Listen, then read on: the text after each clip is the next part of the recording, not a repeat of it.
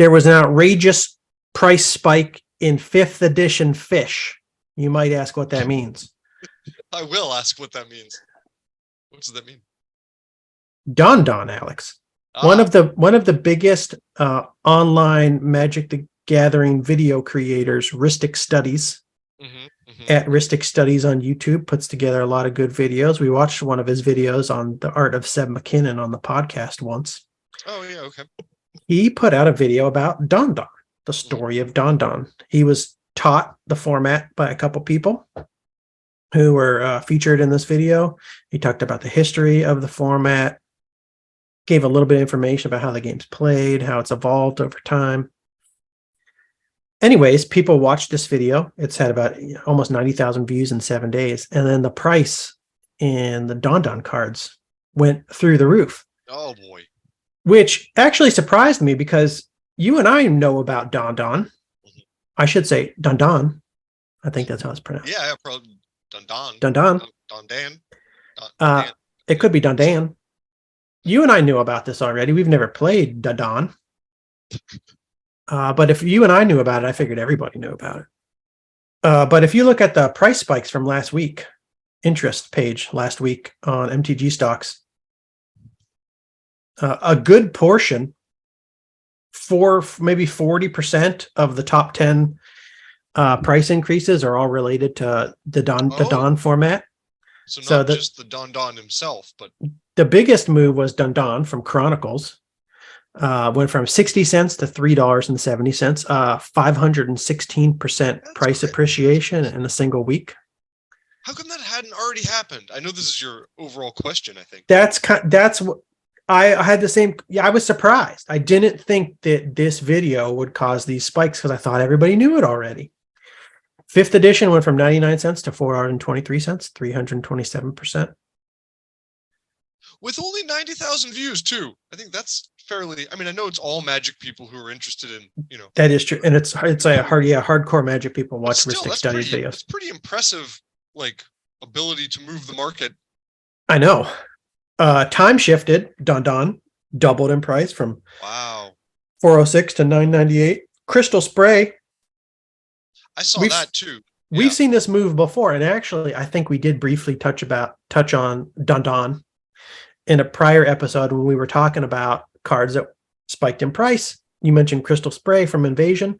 We were like, why is this going up? What are people doing with it? And you said Dandan. Okay. It was under $1. It was under $1. Okay. The first time. I was thinking of I got confused. I was thinking of that white card that spiked with the dinosaur on it. Prismatic Spray? Something spray. I don't remember that one. Sorry, taking us off topic. But we talked about Crystal Spray, and one of us said, "Oh, I think this is because of Dandan." Crystal Spray, 2 colorless, 1 blue, instant. Change the text of target spell or permanent by replacing all instances of 1 color word or basic land type with another until end of turn, and you get to draw a card. So yeah, impressive market manipulation. I shouldn't say market manipulation because it's not like the guy made a video about Dandan on purpose to manipulate the market and then dump. Impressive influence on the market. What is that? So 1, 2, 3, 4, 5, 6, 7, 8, 9, 10. 1, 2. Yeah, 4 of the top 10 movers were all Dandan related. 5 of the top 15 are still Dandan related. Because you see the Arabian Nights one spiked 77.8% from 1392 to 2475. That one wasn't more already because of this format, I don't usually do this, Alex, but I FOMO'd. Oh yeah. Oh, look at that. Oh, sweet. Hey, that's a bad purchase because if that's what I thought too. Sort of a joke format or I don't want to say jokes. It's apparently fun, but even if it's like a little bit of a goofy niche thing, it's still like. It's an Arabian Nights card, man. Hey. It's cult. The Arabian Nights card. The day that I saw the Dandan video posted by Ristic Studies, I went to this website. I looked up the price of Dandan. It hadn't moved at all. The price so you're responsible. The price jump hadn't started at all. They were like $13 or whatever. And I thought, should I buy Dandan now? Should I buy them now? And then I was like, nah. I was sitting in my car on my lunch break. I was like, nah, I'm not going to do anything with them. I'm gonna eat my sandwich. And then 2 days later, I saw the prices going up, and then I was like, let me check one more time. And there were still like 6 copies on TCG Player, light play copies for like $13. So I bought 3 of them. Oh wow! Hey, all right, dude. I think that's fine. Like, here was my commons that are in demand. Like, why not? Here was my thought. I looked up Arabian Nights, and this was the decision to purchase was partially a result of my ignorance, because I went to Arabian Nights and I sorted commons by the most expensive to least expensive. And Dandan was like, there were plenty of commons more expensive from Arabian Nights than Dandan. And I was like, how many of these other commons are part of a cult format that I don't think is going away? It's still growing. Yeah. I don't think it's going to disappear right away. And there's obviously other options for, other printings as options, but yes, that's the best one, clearly. Like, anyone would want the Arabian Nights one.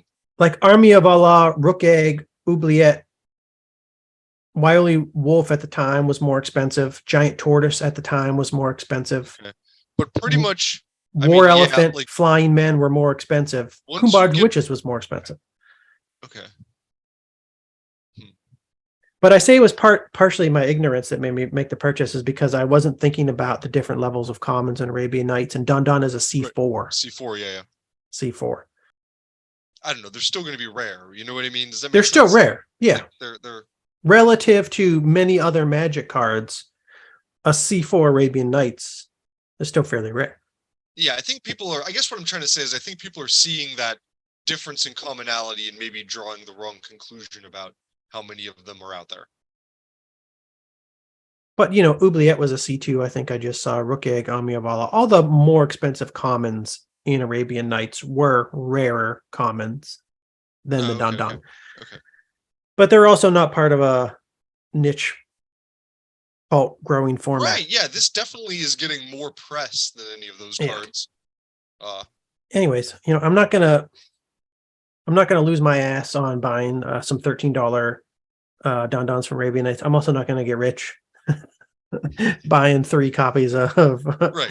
Well, Dandans from Arabian probably Nights. Come back down after the spike a little bit, and then that's what I'm wondering. You'll still be fine with how much you paid for them, but it won't be like crazy expensive. But who knows? Over time, it might keep going up. Maybe they don't come down. Maybe they interested in this. Maybe they go up to. Maybe they go up to $100. I trade them in to Card Kingdom for $50 a piece. That'd be sweet. I mean, like, I don't think I'm gonna ever play this format. I think it's neat. I think it's a cool thing these people did and are doing. But like, yeah, it's probably just not my thing. To be honest, if we ever played Dandan, I'd be like, let's just proxy this shit. Yeah, if you're gonna make that like such a specific deck that's like static and doesn't change, and you're not like, it's almost like you're playing a whole separate game at that point, which is fine. It's just, Some might say a game within a game. Yeah. Some might say that. Anyways, those were the biggest. Those